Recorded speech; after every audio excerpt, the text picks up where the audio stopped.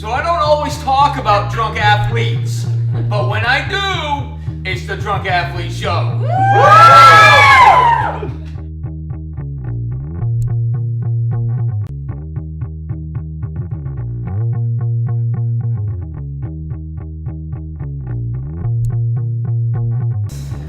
Cheers. Cheers. Cheers. Cheers. The first ever Drunk Athlete Show. guys. And welcome. Thanks for being my first guinea pigs. Cat, once again, is the first guinea pig. Yeah, it's good. So, Episode one. In case no one's ever heard me say it, episode one. So Cat, if you don't know, is episode 1. Fantastic. Yeah. So awesome. All right, so today we're going to talk about just whatever, lots of stuff, just whatever I pull out of my head or these cards. All right, so I know we're all here in Austin, Texas. Where outside of, we're going to go outside of Texas. Where outside of Texas would you choose to train if you couldn't train in Texas for your sport? What time of the year, though? In the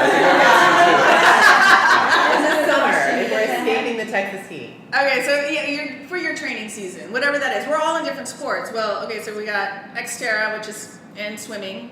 We've got cyclists. We've got professional triathlete, whatevs, Almost there. marathoner, and another. Well, whatever you are. I don't know. It is. Professional drunk. Yeah. There factors into it too, right? You don't want to go to Salt Lake City. So for your sport, you can go anywhere. Vegas. I had a fantastic race in Vegas. And the weirdest thing is that I think is the only half marathon I've ever done that they did not hand out any booze. No one handed out booze on the entire course. What? Vegas? Vegas. What about afterwards? Vegas. What about afterwards? Was there plenty of Afterwards, food they handed me afterwards? like a Michelob Ultra or something. Like, That's lame. Just more That's for what I'm gonna do. Thank I don't remember because I'm sure I just downed it and headed to the next and started drinking heavily. I'll go home. You go Colombia, home. yeah. I mean, you have the same Colombia, Bogota. So you have elevation, mountains, and nice weather year round. Like it doesn't matter you go in December or June, and you're gonna have the same weather every day.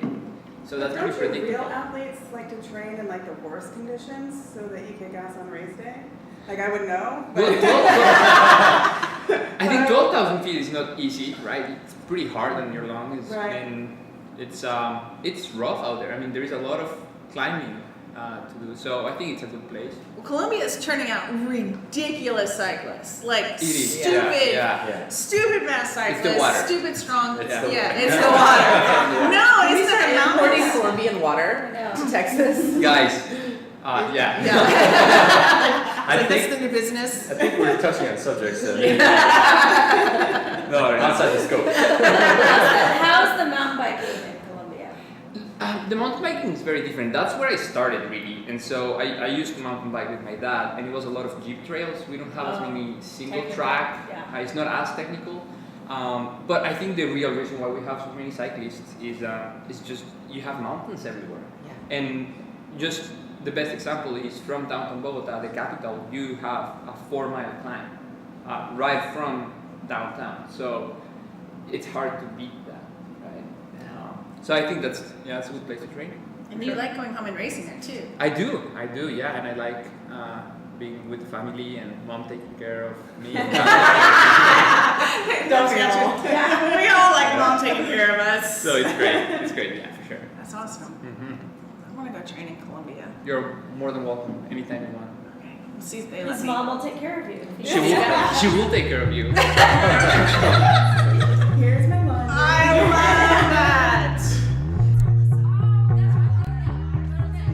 All right, so I like this question a lot. So you can no longer do the sport you do right now.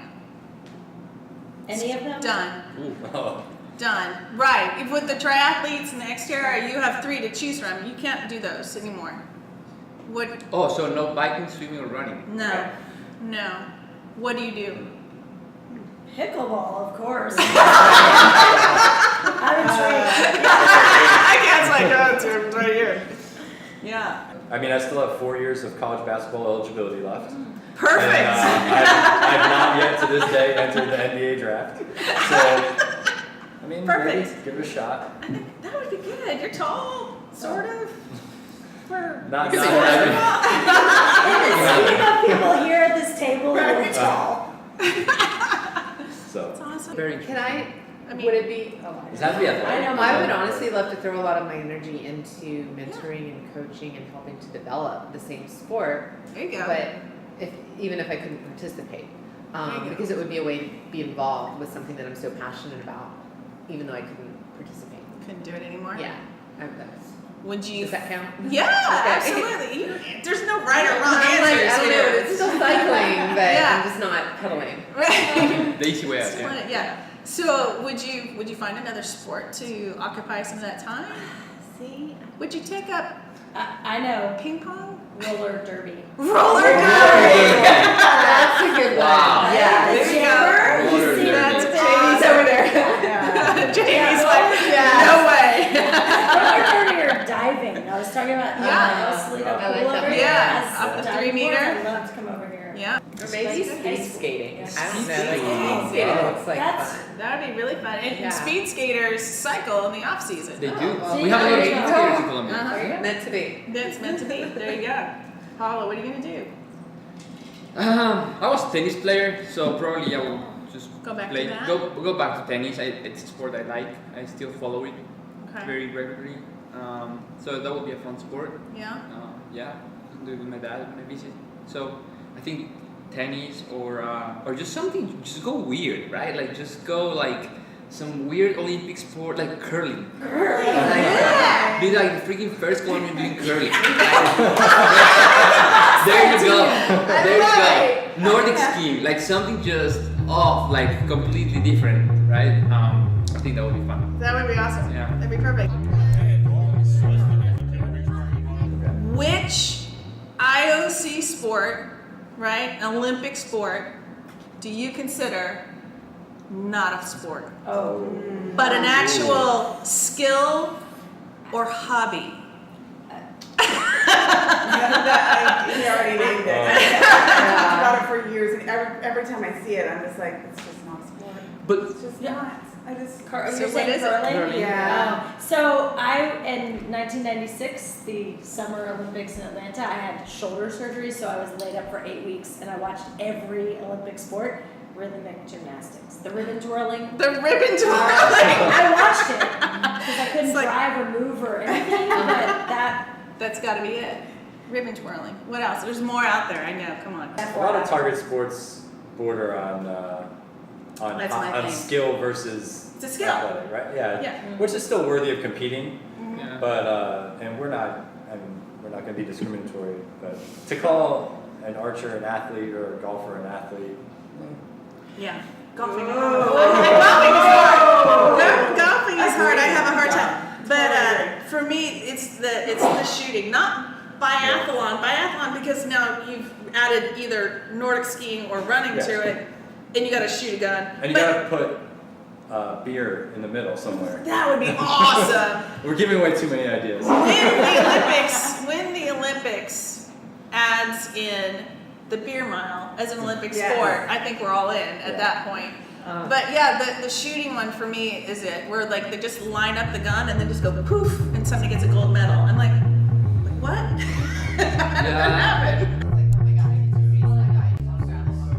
So on the other side of that coin of what Olympic sport is not a sport, what sport is not in the Olympics that should be?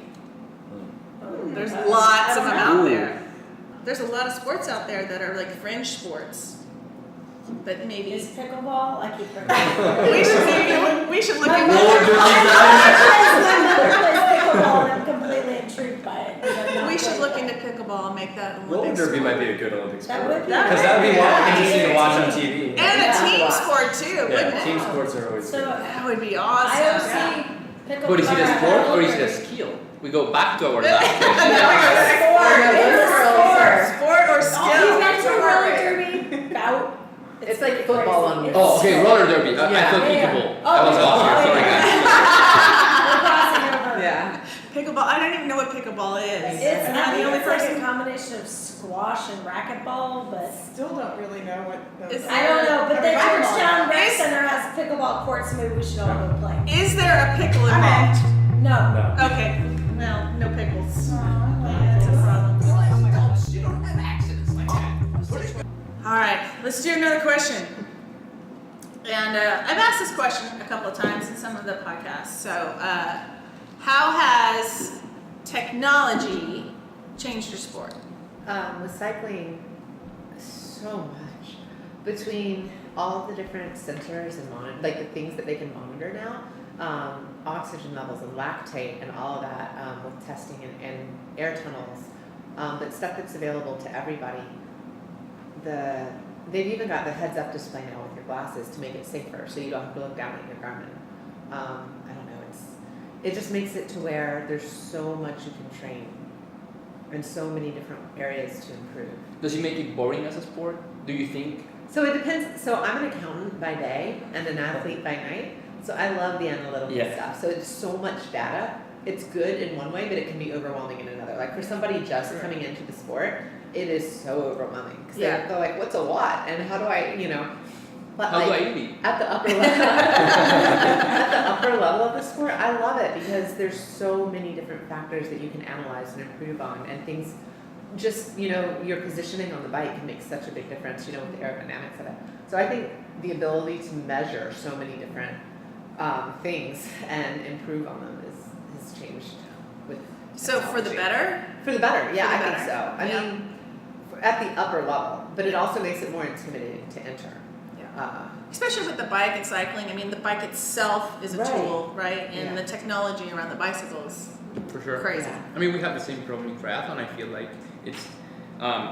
it's already a complicated sport, and the cycling part has become so much more complicated with technology. And I love technology, right? I look at my power meter and I'm a boring person because I love my power meter.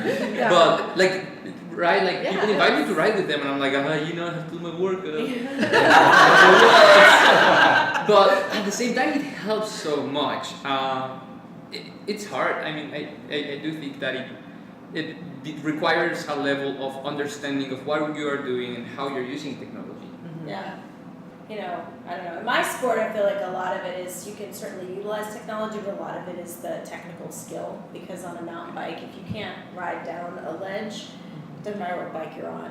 Right. It doesn't matter what your watts are if you crash into a tree. Right. So I'd be like, what is a lot? I don't know. Yeah. What? So for running, straight up running, Yeah. I mean, minimal Everybody- technology, but there's still technology Everybody out there. runs at least 1% more than they did before they had technology because they're not going to stop their watch at 9.9 miles. They're just going to run it out till 10. Yeah, right?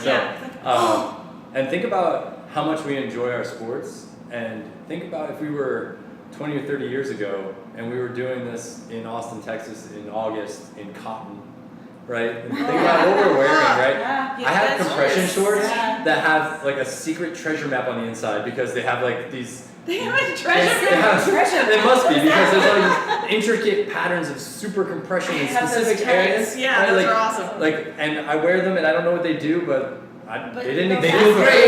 They feel great, guys. Great. They don't look great, but they make me run fast. So I don't know. So, Kat, you have I remember your episode, and you had something very interesting that was running on. You ran a marathon on a treadmill, Yeah. and you were No, very on new. multiple treadmills. Sounds- Because it wouldn't go. Yeah. It would only go for a certain amount of time, or a certain amount of I think it was time, not miles. Probably Yeah. So I an hour or had to something. use like 4 or 5 different treadmills to get the marathon in. And how was your to make sure I equipment could for do all of that? a marathon before I did a marathon.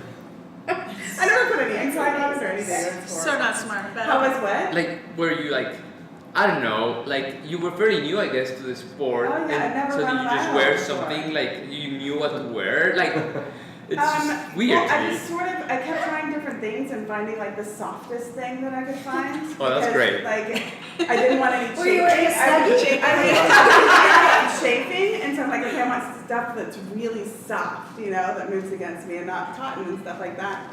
And so yeah, Planet Fitness, man, those people thought it was crazy.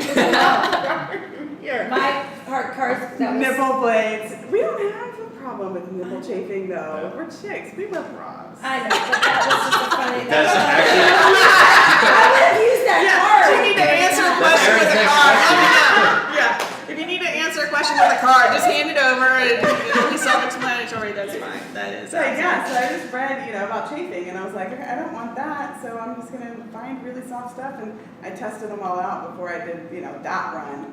And I was like, okay, this is the outfit, and I never worn it until the day of the race either. I never You should always do. I know. Because we're new clothes and new technology every day. Right? Oh, everything brand new on race day. And it's like, my pictures are just horrendous too, because like my sports bra doesn't work at all. I've just got, my boobs are down. And I'm just like, oh, that doesn't look good. But fuck it, I just did a marathon. Like,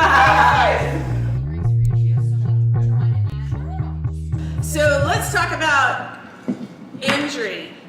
Wow.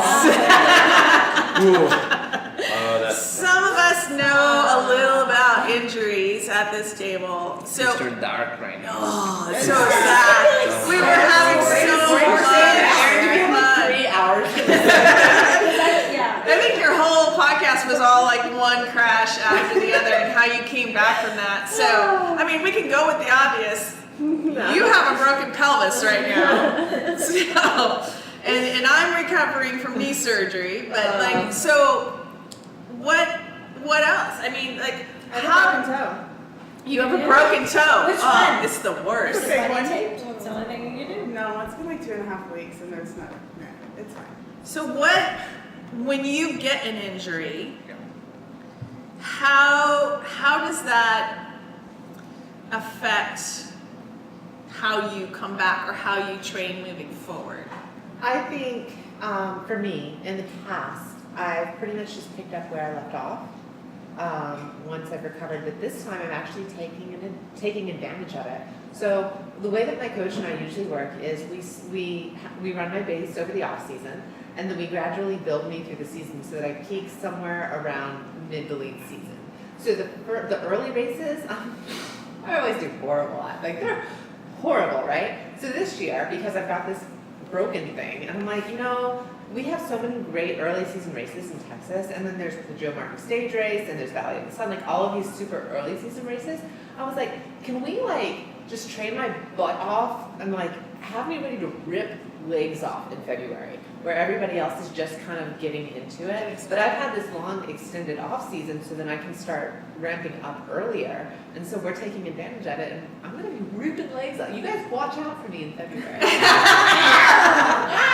So you're using the injury basically as an early recovery period. Exactly. I'm forced into base early. So where Okay. most people don't start base until September, October, once the racing season is over, I'm going to be forced into it right now. Yeah. And we're going to start ramping it up early, and I'm going to guns blazing. in Guns February. blazing. See, there you go. Yeah. So you have to look for the positives. You have to. yeah, Alissa, I think that's huge, is your perspective. So I've had shoulder surgery, I've had hip surgery. My hip surgery as a triathlete and off-road triathlete, you were not biking and running. So what did I do? I swam. Which then, hence, that created my love of open water swimming. Right. And I feel like that actually saved me being able to swim. So I really feel like it's your perspective on it. All of us have probably some injury right now. I know I work around. I figure out how to work around. I can't run or bike on the road very much anymore because this hurts. So I do off-road, which I love more, and I can do that. So I think it's about where you look at it from what perspective you come at it, and you can either come at it from I've had this injury and I'm broken and I'm whatever, or you can say, okay, what can I do? So when I'm injured, I go into the yoga room and I do more yoga to put myself back, or I swim more if I'm having whatever. I think it's so much about here and what you turn it into, and that can be annoying to some people because they want to stay in the brokenness of whatever it is, but I think that's what differentiates. You either stay in the brokenness or you figure out, okay, what can I do, and go with that. And that's the way that I flip it. Yeah. One interesting thing about the group at this table is that we're endurance athletes predominantly, and so there's a difference between hurt and injured, right? Yeah. We're always Injured means you can't, and We're hurt stuck. means you can, but you have to decide whether you want to or not. Whether you should. Yeah. I'm in a different position. I'm younger than everybody in this table. Wow. And Yes. so, Wow. not surprising, That was guys. loud. Are you 21 yet? Check Barely, but it's also I've made a mistake before where I've been surrounded by adults all my athletic life in triathlons, and I've seen people do that because it's there, right? You want to enjoy the best years you have in the sport. But in my position, if I am hurt, and if that can develop into an injury, and I'm gonna have to work around being hurt for the rest of my life, I'd rather take the time now and fix that now, and work forward in a better way. And obviously, this took an injury for me to realize that, right? And this took me 4 months of running and not being able to push off the wall. But I realized that I was like, I have to get better at taking care of myself. Because I had an injury entering the sport, I broke my ankle, and that became, a weakness, and you have to work on that. And so, yeah, I get your point, but I also see the other side of it. Where? Christie, listening to your podcast recently, actually, I was like, oh, holy shit, this girl is like always broken and always kicking ass. And then I find out when I'm done listening, that you worked again. I'm like, oh my, I don't even want to be in the same room with this girl. Can we clarify here? I got wrecked. I'm like, I'm just trying to keep the bad juju away. That's what I'm over there. So you put on next to her. But I mean, it was really inspiring, and I was like, okay, so I mean, since that happened, I was like, I had a trainer, I'm just making sure that I'm doing something every day to make sure that I'm not just sitting at home getting fat and then just trying to push myself, once I feel better, that one day, and then, so yeah, so. Her Good option. job, girl. Her option was one of those really big bad bike crashes was to never get on the bike again, and Which would have probably been be a professional ping pong player. I mean, Get that's on it. not Over or and pickleball. over again. Yeah, it's just crazy. My mom got injured playing pickleball, so that it's a wall. That's why I want to know what is pickleball. We need a drunk athlete. Pickleball Football We tournament. do, and then Tournament. and we talked about curling, right? Yeah. Curling. So, did you know that Austin has an Olympic level curling team? Yes. Where they play? There's right now I need to find They some contest and I need to interview them. You totally. I don't know. That's a different level of drunk, though. It's a different level of athlete and also a different level of drunk. Oh, yeah. I think we need to have like a drunk athlete outing. Drunk athlete field trips. We need to Yeah, try road curling. shows. We need to try curling. I'm totally Yes, down. we do that. One of those remote kind of shows, Yeah, that'd be awesome. Oh, so With helmet cameras, can we have like why not? roller derby? I can look at Oh, yes. Can you imagine drunk athlete roller derby? The other sport I want to try, which again could be a skill, is the hatchet throwing. It Has anyone done? First of all, has I'm anyone recently married, so I feel like I need to hone in my skills. I don't know why that wasn't the bachelorette party. So I did the hatchet throwing, and there was not drunk involved with it, and it was a little frightening just throwing the hatchets, but then you add in the drunk axes or whatever the drinking is. It just sounds like It's just a a bad hot mess. idea. It's a hot mess. All right, so we all hate and we hear the stories about dopers and cheaters. Wow.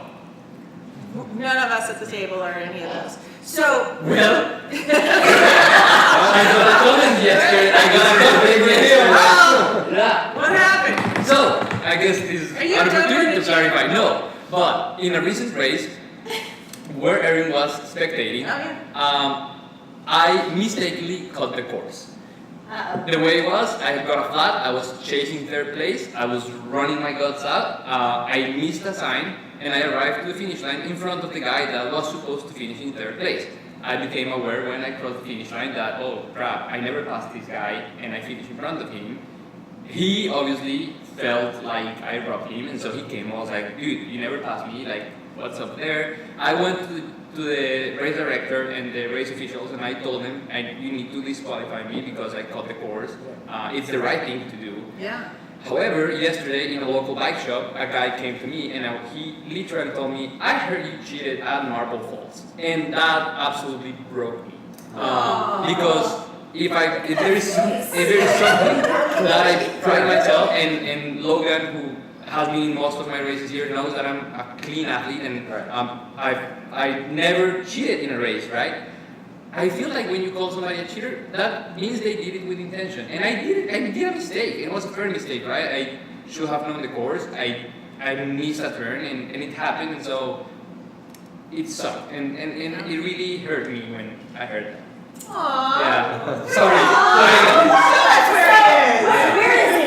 Let's go kick his 'Cause ass. I have a master's degree in ethics and I'm on it. No, it's okay. But he was probably joking a little bit, and I don't know how I left that day, so I don't know how it went after the race. Yeah, you left early that day. Yeah. I was like, where's Pablo going? And so I don't know what was said after I left. No, I didn't hear anything. Okay. Well, I want to know who was it that said that to you, because No, that's okay. He was probably joking.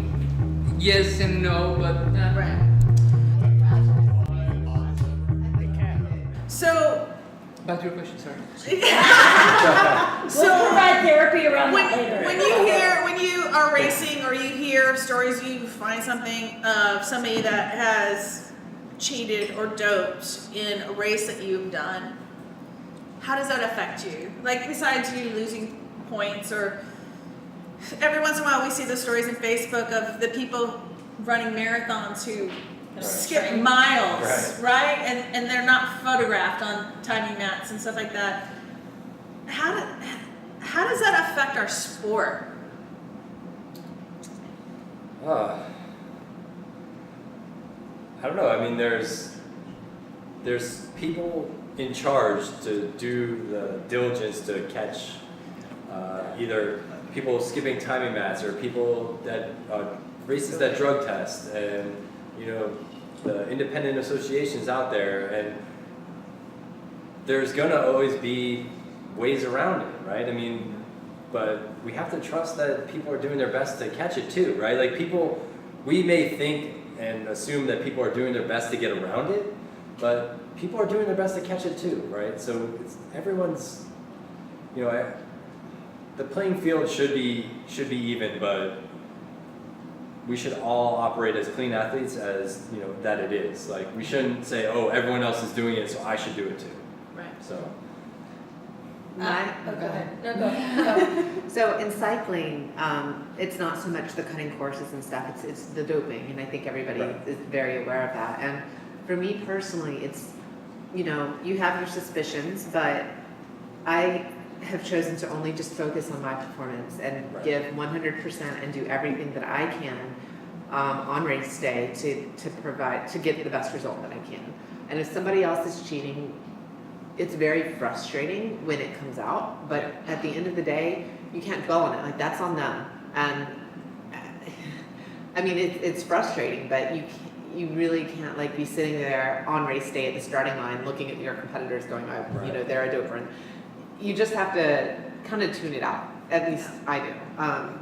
Because like you said, you have to trust that the processes are in place to catch the people that are doing what they shouldn't be doing, and they'll get away with it for a while, but hopefully not forever. Mm-hmm. And that's not something I would ever want on my conscience, So. Yeah. I mean, we all know dopers suck.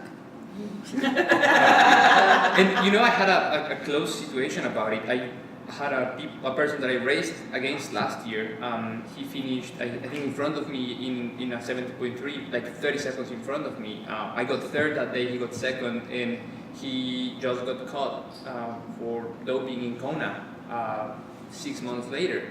And I went through so many emotions that day, right? Because it was like, okay, well, he should never come back to the sport. And after having a really deep conversation with my dad, there is a whole side of forgiveness that has to happen, right? Like, I don't know Because what. was that second spot, the second place spot, yours? I mean, do you go through that? No, that's dumb, right? And we don't know if he was doping on that race or not. He was doping in Kona, that's for sure, but we don't know if 6 months before he was doping. Now do we think, was he doping 6 months before? Maybe, but we will never know, right? And there, on the other side, and there is when they come back to the sport, and I think that's for everybody, and that's just in life in general, it's do we forgive them? And I think it's not a yes or no question, and it's a very individual question. And I went through it, and I'm still going through it, like on a daily basis. Like some days I hate him, and some days I'm like, well, I hope that in 2 years or 4 years when he comes back, he gets a chance to redeem himself, because he's a human, right? Like, he's just another guy. So. What do you think it takes somebody to do that? Pressure. Yeah. I mean, pressure from, I don't know. I mean, I'm like I said, I'm an age grouper. I'm not a runner, so I don't have that. I'm not getting paid. I mean, this is not my job. This is like what I love to do. So I can only imagine that it's just pressure from To perform. whatever to perform, or I mean, it's just something that's internal, but. And as well with cycling, not necessarily now, but I know in the past it's easy to justify that everybody's doing it. So in order to be on par and competitive, Yeah. then I To just have stay to in do the what game. everybody else is doing. To stay in the game, Right. you got to do X, Y, and Z. Exactly. So yeah, I mean, there's that, and then like I said, the pressure to perform from so many external and internal Yeah. places. The culture, who just said that? Yeah, Whoever yeah, just said culture. that, I think that is Mhm. probably, maybe that's why I don't feel it as much in the racing that I do, because it's a different culture, because I've done road triathlon and I've done the Xterra off-road, and the culture is different, and that's, it's like the mountain bike culture, where it's a different thing, but that's, I think, probably part of it. Yeah. I think some of it, I'm not a triathlete, but I've heard a lot of triathletes speak of just the ability to access to, and it's not a sport that a lot of people can just participate in and get to Kona, right? I mean, so when you're talking in the older age groups, a lot of people been triathletes for years and they want to make it to Kona, and now they're successful in their careers and they may have more access to people and Right. and things and equipment and whatever, and they may tend to cheat and say, I want to get to Kona once, and That's how I'm going to get there. that's how I'm going to get there, yeah. I mean, that's what I've heard. I don't have any facts on this. I don't have a spreadsheet or a website. Marathon man. But it's prevalent in Right, the yeah. running culture as well. I mean, most of the dopers you see are the people at the top of the top where the money is, but and a lot of that's systematic too, right? I agree with you wholeheartedly that we can forgive athletes on an individual basis, but sometimes you see a pattern that there's a federation or a coach, and then it's repeated, and it's not the same. It's not the same instance. It's a new substance or a new tactic or something like that. And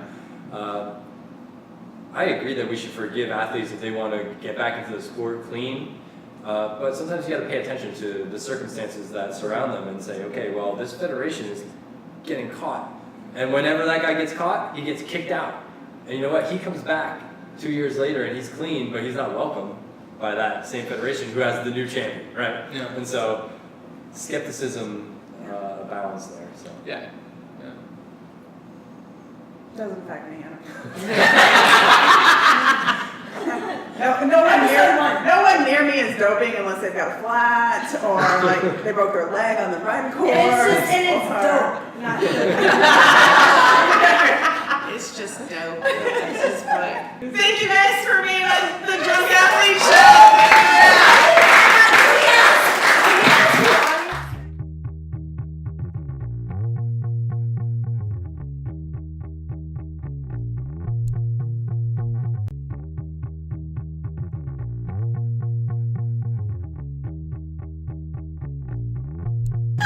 Hold it together, guys! Fucking hold it together! So is the greatest athlete of this decade Joey Chestnut? The the world record holder for the hot dog eating contest. I want to thank my drunk athletes because I used to just drink plain old light lagers all the time, and now No more. I am like, the world is my oyster. I ended up passing out by the pool. It was great. She did pass out by the pool after our episode. So true. Jesse, 5 minutes. That's all I need. 5 minutes, buddy. Sure. We're gonna warm up with a round of Cards Against Humanity first. Yeah. And What if I then don't I'll read all understand the the cards. words? That's I Why am I sticky? I'm gonna go with why am I sticky? Harry Potter.